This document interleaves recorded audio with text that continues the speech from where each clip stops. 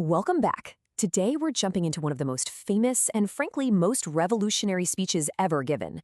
We're talking about the opening of the Sermon on the Mount from Matthew chapter 5. This is a teaching that basically takes all of our normal expectations about life and flips them completely on their head. It's a vision for what some call an upside-down kingdom. And just to give you an idea of the sheer power of this message, listen to this.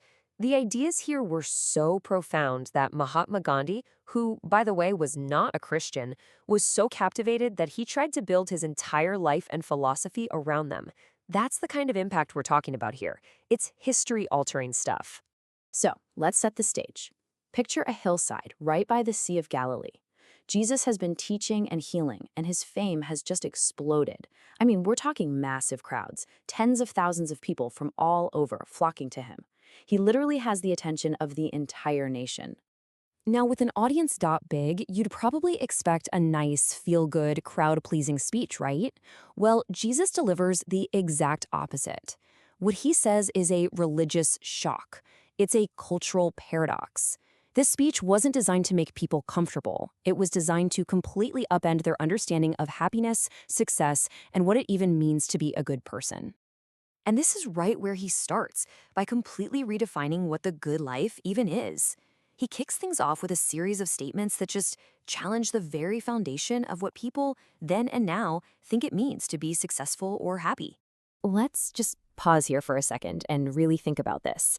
In our world today, when we say someone is blessed or winning at life, what do we actually mean? What are those signs of success that we're all kind of pushed to go after? Well, usually it looks a lot like this, right? Our culture's recipe for happiness is all about the externals. Having a ton of money, being famous, having power, a life with no problems, and just getting more stuff. But it's funny, King Solomon had all of this and more. Unbelievable riches, insane power. And at the end of it all, he called it vanity. He said it was all completely empty. So Jesus comes along and just flips the script. He gives these 8 statements we call the Beatitudes, and the original Greek word here, makarios, is so important. This isn't a command, it's not a to-do list for how to get blessed, it's an observation. Jesus is pretty much looking out at the crowd and saying, hey, let me point out who's already truly flourishing. Let me show you who's genuinely happy. And his very first observation is a shocker. Our world celebrates the self-sufficient person, the one who proudly says, I did it my way, I don't need anyone. But Jesus says the ones who are truly flourishing are the poor in spirit, the people who realize they are spiritually bankrupt and know they desperately need God. That awareness, that's the front door to this whole new kingdom.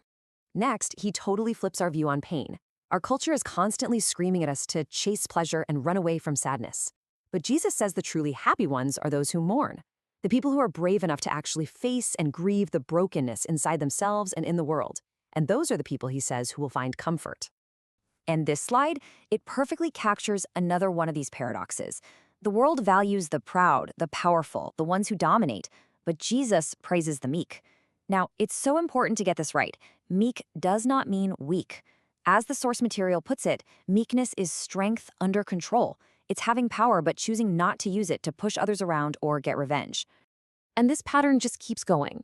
A flourishing life, according to Jesus, is one that's defined by a deep hunger for justice, a capacity for mercy, a purity of heart, actively making peace, and even being willing to face pushback for doing the right thing. It's a complete reversal of what the world usually chases after. Now, you can imagine the people in the crowd hearing all this. Their heads are probably spinning, and they have to be thinking, okay, so what does all this radical new stuff mean for the law of Moses? The religious rules we've built our entire lives around. Well, Jesus sees that question coming a mile away, and he tackles it head on. He asked the exact question that was on their minds, and maybe it's on yours too. Was he here to just throw out the entire Old Testament law? Was this a total rejection of everything that came before? His answer could not be more direct or clear. He says, do not think that I came to destroy the law. I did not come to destroy, but to fulfill. This is such a critical point. He isn't trashing the past, he's bringing it to its ultimate intended conclusion. So what does it actually mean to fulfill the law? Well, it means to bring it to its intended goal, to reveal its ultimate purpose. Jesus is essentially saying that the entire story of the Old Testament, all its laws, all its prophecies, it was all pointing to him.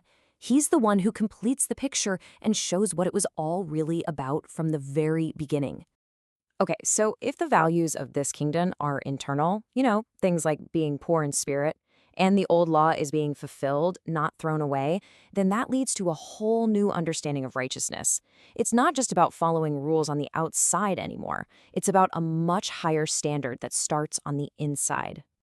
And then Jesus says something that must have just floored the crowd. To his audience, the Pharisees were the absolute gold standard of righteousness.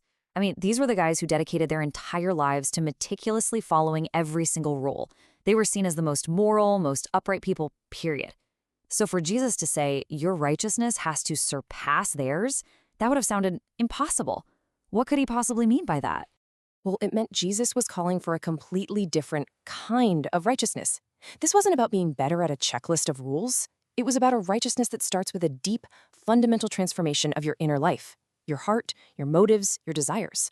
It's an inside-out job where a change in who you are leads to a change in what you do, not the other way around. This table lays out the difference perfectly. Let's just walk through it. Take the first one. The law said, you shall not murder. For the Pharisee, that meant focusing on the external action. Hey, I haven't physically killed anyone, so I'm good. But Jesus takes it way deeper, down to the internal motive. He says true righteousness means you don't even let anger and contempt live in your heart. Or look at adultery. The external focus is just on not physically cheating. Jesus shifts the focus inward, saying don't even entertain lust in your mind. Every single time, he moves the goalposts from outward actions to the inward condition of the heart. So, what's the big takeaway here? The message of Matthew 5 is this radical vision for what it means to truly flourish as a human being. It argues that a genuinely blessed and happy life doesn't start with what you can acquire on the outside. It starts with who you become on the inside. The whole focus shifts from acquiring to becoming. And that leaves us with a pretty profound question to wrestle with in our own lives, doesn't it? What if real happiness, that true blessedness, isn't found by climbing the ladder our culture tells us to climb? What if instead it's found by embracing this completely different upside-down world, where humility is treasured over pride, mercy is stronger than power, and who you are on the inside truly matters more than anything you could ever achieve on the outside?